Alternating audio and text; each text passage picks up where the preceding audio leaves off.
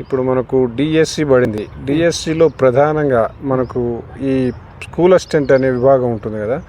School assistant విభాగంలో ఏ విధంగా marks ఉంటాయి సార్? మనకి వచ్చేసి హెచ్జిటి అయినా స్కూల్ అసిస్టెంట్ అయినా 80 మార్క్స్ డేసీ ఉంటుంది. అందులో మళ్ళీ 20 మార్క్స్ వచ్చి టెట్ వెయిటేజ్ ఉంటుంది. 80 మార్క్స్లో మనకు 10 మార్క్స్ వచ్చేసి జనరల్ నాలెడ్జ్కి కేటాయించడం జరుగుతుంది. మళ్ళీ ఇంకో 10 మార్క్స్ పర్స్పెక్టివ్ ఇన్ ఎడ్యుకేషన్, విద్యా దృక్పథాలని వాటికి కేటాయించడం జరుగుతుంది. మళ్ళీ 44 మార్క్స్ కంటెంట్, అంటే బయోసైన్స్ అయినా మ్యాథమెటిక్స్ అయినా లేక సోషల్ అయినా ఎనీ సబ్జెక్ట్, కన్సర్న్ సబ్జెక్ట్కి 44 మార్క్స్ ఉంటాయి. మళ్ళీ అదేవిధంగా 16 మార్క్స్ మెథడ్, సోషల్ మెథడ్ అయితే సోషల్, బయోసైన్స్ అయితే బయోసైన్స్, మ్యాథ్స్ అయితే మ్యాథ్స్, దానికి 16 ఓవరాల్గా మనకు 80 మార్క్స్కి డిఎస్సి అనేది కండక్ట్ చేయడం జరుగుతుంది.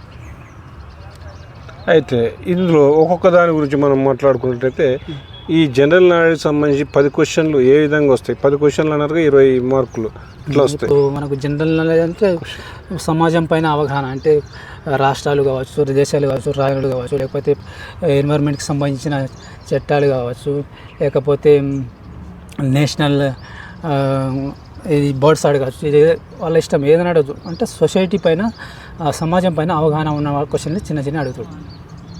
తర్వాత ఇంకొకటి పర్స్పెక్టివ్ ఎడ్యుకేషన్ సంబంధించి, ఇప్పుడు పర్స్పెక్టివ్ ఎడ్యుకేషన్ సంబంధించి చెప్పండి. విద్యా దృక్పథాలు వచ్చేసి మనకు ఏది కమిషన్లు ఉంటాయి. ఇప్పుడు కోటారి కమిషన్ కానీ, లేకపోతే స్వతంత్రం పూర్వం తర్వాత వచ్చిన కమిషన్లు, కమిటీలు, ఇవి ప్లస్ ఎన్సిఎఫ్, మిగతావన్నీ కూడా ఇందులో ఒక 10 చాప్టర్స్ యూనిట్స్ ఉన్నాయి. ఇవన్నీ కూడా పర్స్పెక్టివ్లో వస్తాయి. అయితే ఇప్పుడు దీంట్లో మీకు ప్రధానంగా మీ స్కూల్ అసిస్టెంట్లో మీ సబ్జెక్ట్ ఏంటి సార్? బయోసైన్స్. ఈ బయోసైన్స్ సంబంధించి ఈ 40 క్వశ్చన్స్ ఏ విధంగా వస్తాయి? ఈ 44 క్వశ్చన్స్ మనకు 3rd క్లాస్ నుంచి టెక్స్ట్ బుక్స్ మీరు చదవాలి లైన్ టు లైన్. అంటే ఈ టెక్స్ట్ బుక్స్కి ఎంత క్లియర్గా చదివితే మనకు అంత అవగాహనతో మంచి మార్క్స్ సంపాదించవచ్చు. టెక్స్ట్ బుక్స్ చదవడం వల్ల మనకు చాలా బెనిఫిట్ ఉంటుంది.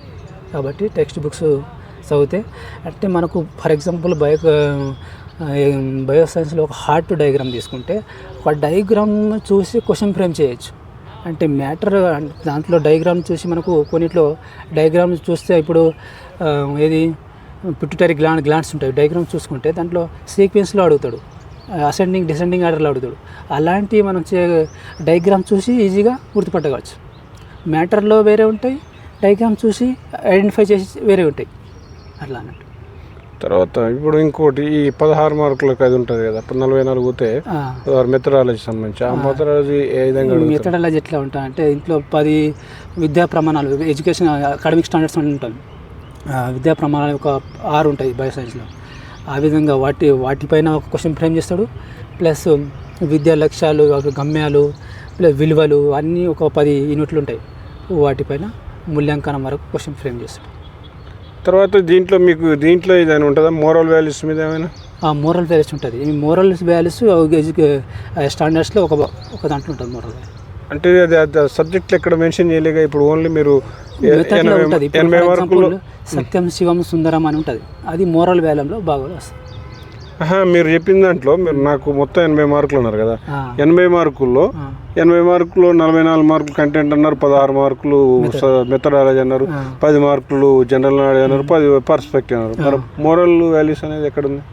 మోరల్ వాల్యూస్ అనేది సిలబస్లో ఇప్పుడు మనకు మెథడాలజీ ఉంది కదా, విద్యా ప్రమాణాలు ఏవైతే ఉంటాయో అకాడమిక్ స్టాండర్డ్స్, మనం దాంట్లో మెథడాలజీలో భాగంగా ఉంటుంది, భాగంగా వస్తుంది. మెథడాలజీ భాగంగా మోరల్ వాల్యూస్ ఉంటుంది. ఎన్ని మార్క్స్ వస్తుండొచ్చు దీంట్లో దాదాపుగా? దీంట్లో మోరల్ వాల్యూస్ ఒక క్వశ్చన్ ఎక్స్పెక్ట్ చేయొచ్చు, ఒక క్వశ్చన్. ఓవరాల్గా ఏమేమి బుక్స్ చదివితే బాగుంటుంది మీకు సంబంధించిన బయోసైన్స్ సంబంధించిన 3rd క్లాస్ ఈవీఎస్ నుంచి ఇంటర్మీడియట్ బాటనీ జువాలజీ అన్నీ చదవాలి. టెక్స్ట్ బుక్స్ అన్నీ చదవాలి. మెథడ్కి వచ్చేసి తెలుగు అకాడమీ వాళ్ళు మెథడ్కి ఒకటి ఉంది, ఆ బుక్ చదివితే సరిపోతుంది. అంతేనా? ఇంతవరకు సరిపోతుందా? సరే. Okay, thank you sir.